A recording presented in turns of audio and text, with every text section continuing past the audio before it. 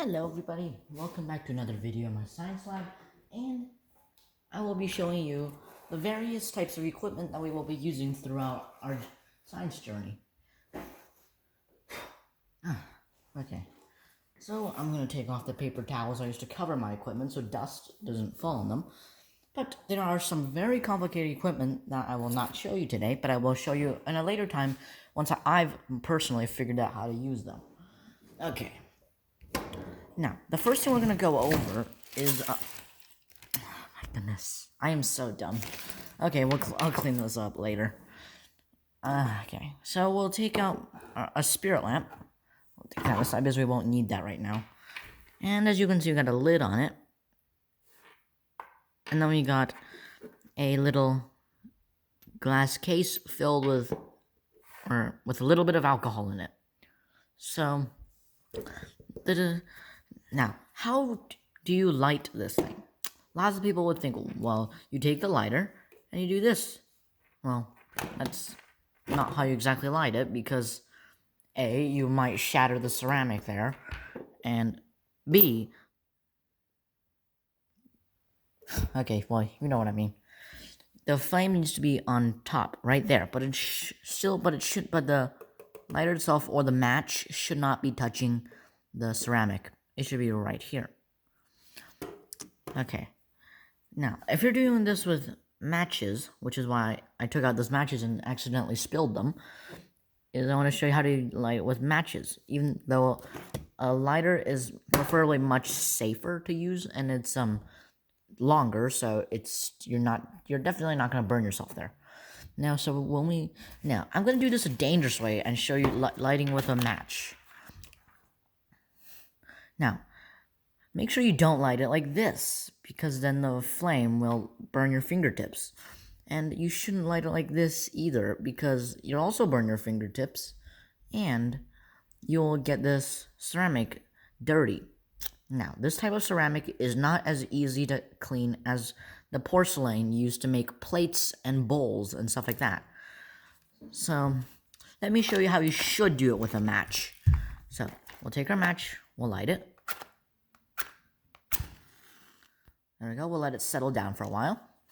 And we'll do this. We'll touch it to the tip. There we go. And now, so you've got to ask yourself, is this safe to use?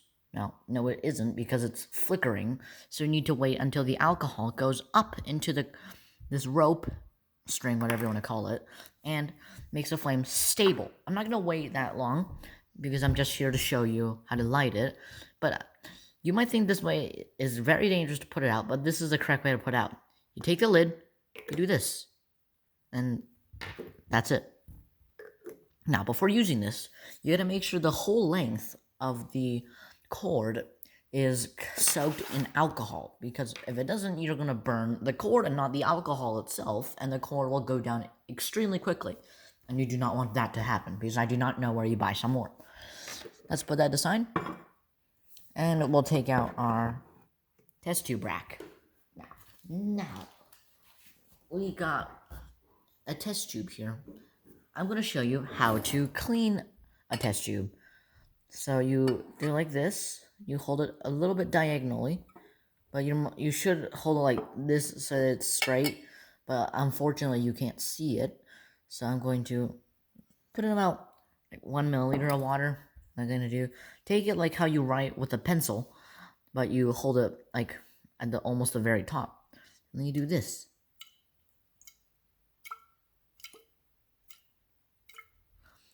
And notice that I did not hit the table, because if you do, you stand a chance of breaking this glass.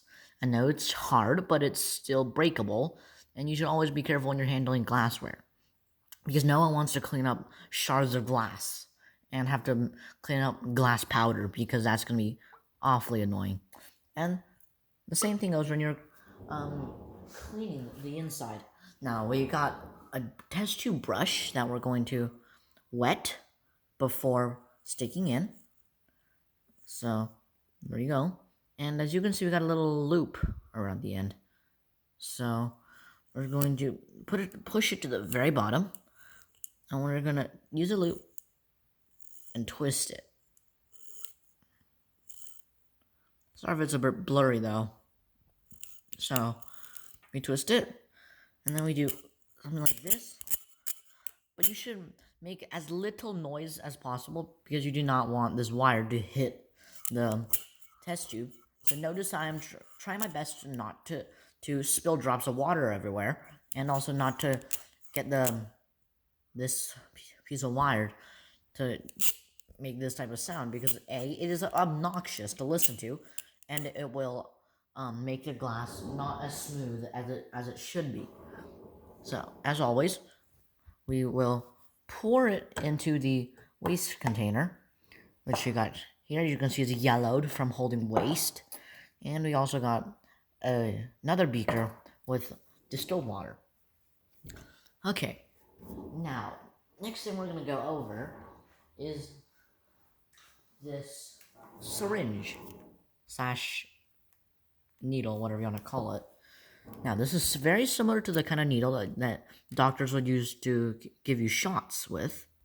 But let me see if I can focus this thing. Yep, there we go. You can see it's pointy, it's hollow. So, like that. You can see it's hollow. And you want to make sure that when you're using this, when you're using this thing, you are not pointing it like that or at other people, because A, that is dangerous, and B, yeah, it's just dangerous. I can't think of any other reason. So, okay. And when you're holding it, you want to make sure you're holding it like this or holding it like this. But when you do this, make sure you do not hover any type of skin or flesh, because if you drop it, you're going to puncture your skin and blood's going to start coming out, and I do not like the sight of blood, so you got to definitely be careful with this thing. And when you're not using it, do not forget to always put the cap back on. And make sure you hear that little soft snap noise.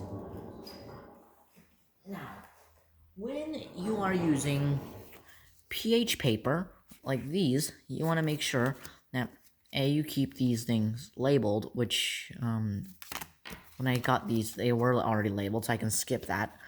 And you can see that we got a strip of paper to protect the pH paper.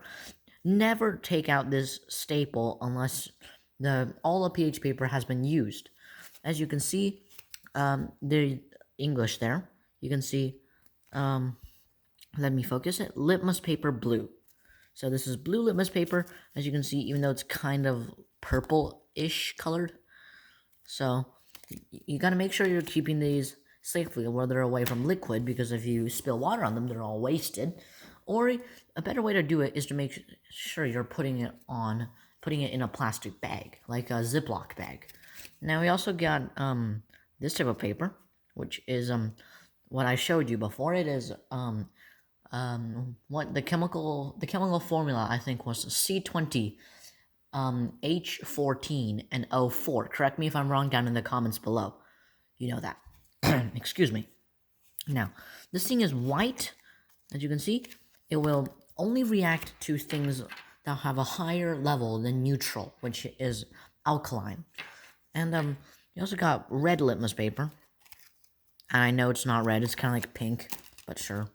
And we got your average pH paper, which is yellow. And I also got a rating here. When I mean higher than neutral, I mean all the way from 8 to 14. 7 is the neutral state, which is pure water. And 8 all the way to 14 would be alkaline. 1 to 6 would be acidic. So we're making sure we're putting those in their correct place and in a plastic bag if you do not trust yourself with your pH paper. Now, let me take out some of my jars.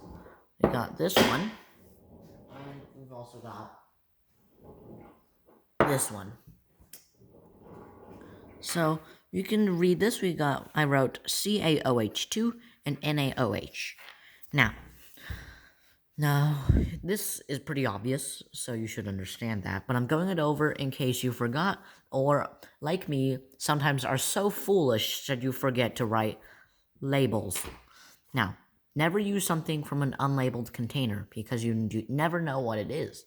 For all you know, it could be water, or it could be 100% sodium hydroxide, which is very corrosive and I think will probably kill you if you drank it. So, gotta be careful with these stuff. And when you're handling these, always wear gloves, like the gloves that your mom and dad would clean the house with, like those rubber gloves, because this thing is a very strong alkaline and can eat away at your skin, and it becomes pretty nasty. Now, when you are placing lids, do not place them like this because then the lid will get dirty and it will pollute your chemical. So you want to put it like this. So, and when it comes to handling calcium hydroxide, now just gonna put the lid back on there. Pull it aside. You want to make you want, can you see there's some particles and dust at the very bottom, and notice how the top liquid is almost clear. Well, now when you're handling this thing, you do not want to shake the bottom because you're going to mix up its contents, and you do not want that because the liquid that's above this dust is pure calcium hydroxide. This bottom dust is the powder form of calcium hydroxide, and that didn't dissolve in water. So you got to make sure that you don't disturb it. And this is logical, so you should understand this. But you can see that there are measurements on the top, on the lids of the bottles. You can see this one says 60 milliliters. Now, you know, get a rough estimation of how much liquid you're putting in to choose the correct bottle volume. So you're going to consume as little space as possible. So then you put those back in their proper positions, and do not forget to put them away on a high shelf or in a place where your little children do not know, because if they drink it, they will die. And the same thing goes for pets. Now, let's go over how to use ceramic materials. So as you can see, we've got a ceramic bowl and another ceramic bowl.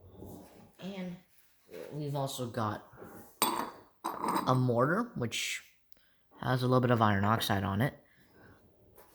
And we've also got one of these, which kind of looks like a mini cooking pot, but it's supposed to hold reactions in while it's not touching air, or it will release toxic materials.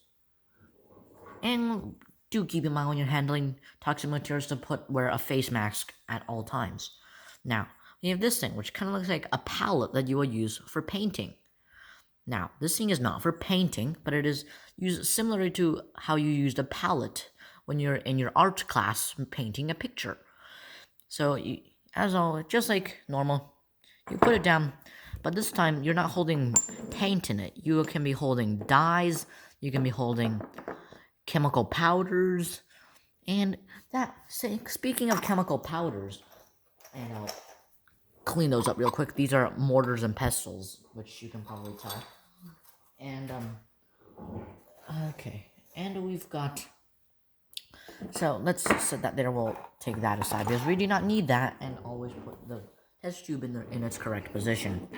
Now, so we have this palette, as you can call it, and we can scoop things out of it or take things out of it with things like these little spoons. So you can scoop up a little bit, and if you're holding chunks like stones or things that actually come in chunks like solid calcium oxide, you want to use, but softly, one of these, which is called tweezers. So, and when you're not using it, do make sure to put, I don't know what to call it, but this thing on again, so that it will not take up space and not poke anything. And that brings me to my next point. Always clean equipment before using it. Now, this might seem a bit absurd, but clean equipment is vital in chemistry. If you're having unclean equipment, that will probably most likely alter your results of an experiment. So, which brings me to another point. We got one of these stands, so I'll point the camera up a little bit. And we've also got, okay, a round bottom flask. So, this is an incorrect way to hold it. You do not want the nose pointing up. You want it to point like this so that it is slightly sideways. Because mostly these things are used for heating or for distillation. And you do not always want to inhale gases produced when you are heating something. And like using a ring stand, which I've showed you many times, the spirit lamp goes underneath it, right there. And it's always good to have spirit lamps that are bigger, because they will have more powerful flames. So, okay, there we go. And we will put that back in its proper place. And that will go into our next point, which is how to safely transport scientific equipment. So I'll take out a ton, well, not a ton, but a good amount of glassware. I'll put them on the table. So we've got one of these measuring columns, and we have another one, and we have a ridiculously small 5mm column. Now, when you are transporting glassware like this, you want to make sure that they are wrapped in paper towel and tied with rubber bands so that they stand a little less chance of breaking. Of course, if you have styrofoam, like I do, it will be much easier to transport. So, like always, we'll put those back. And we'll go on to using pipettes, which is this thing right here. And we have two types. We have a plastic variation and a glass variation. The glass variation has more clear measurements than the plastic ones, which you can see now. But notice that it has a rubber head. At least that's what I like to call it. Now, when you're sucking liquids, will you carry a pipette with liquids in it like this? No, you should not, because if you're carrying something like sodium hydroxide or an acid, it will eat away at this rubber part, but the glass should stay fine. So, and do make sure to clean it when you are finished using it. And, okay, when you are using corks, so I'm going to take out a bag of corks, and I'm going to take out a glass tube like this. Notice how it is very thin, so it can be easily broken. So you do never want to force one of these into a cork. So let's take out a cork with a hole in it, like this one, and notice that it's kind of hard to force it in. That's because I chose a hole that is too small for this tube. So why don't we take out something with a bigger hole? I think this one should work. Yeah. This type of tubing that I chose is too thick, so let's use another type of tubing. Okay, let's use a vertical tubing, which is also decently thin. Okay, that one doesn't have a hole in it. We will take out one of these corks, and notice that it's not very easy to put it in. You do not want to force it in because you stand a pretty high chance of breaking this tube, and they are often not replaceable. So you want to take out your distilled water. As you can see, mine is nearly empty, so I'm going to tilt it. And you're going to dip the end, you're going to stuff into the cork into the water, and shake out the water droplets. Now, do not bang it onto the side like I just did, because you might break it. So you want to do it like this, so that you will not bang it against the side. Now, the water acts like a lubricant, so it'll be easier to put in. Notice how I am not like just pushing it in. I am screwing it in. So I'm using a rolling motion. And there we go. Now, when you are connecting a cork to a container, please pay attention to what type of container you're using. Let's say we are using a beaker. Can we put a cork on a beaker? No, we can't, because its mouth is so wide. But if we use something like a flask, notice how I chose tiny ones to show you. I chose tiny ones to show you how to do it. The flask has a nose that is thin enough to force a cork inside it. And once again, do remember to lubricate the cork with water. Do not use real lubricant, please, because it's going to be really hard to clean. And I will put the corks away, and we will move on to a different topic. So, okay. Oh, and speaking of, and while we're still warm on the cork topic, you want to make sure that when you're connecting rubber tubing to the cork, that you also, no, to the glass tubing, you want to lubricate the other end of the glass tubing so that the tube can easily, and I mean easily, slide through. Okay, so I'm going to stop here for now, and we'll move on once I've learned how to use the other equipment, like something like this, which confuses me. So I will learn how to use it next time, and we'll also go over some more easy stuff like a squirt bottle, which you should always know how to use. And another easy thing to use, at least for me, is a condenser. But anyway, enough of that. So this is where I will end the video. So thank you all for watching. Pay attention to how you're using the equipment, and feel free to check the video again if you think you're using it incorrect, or ask for help. Never be shy to ask for help, as asking for help may save you from a dreadful incident. So, thank you all for watching. See you next time. Stay safe. And as a bonus thing, I'm too lazy to put it back in its steel chest, but I will cover it up with 3 squares of paper towel so that dust doesn't fall in, and I hold it down with a lighter, as you can see, a box of paper, and things like that. And I will put that away, and I think it's now time for me to clean up those matches. So, yeah, goodbye everyone. Stay tuned for the next video in the series, and thanks for watching.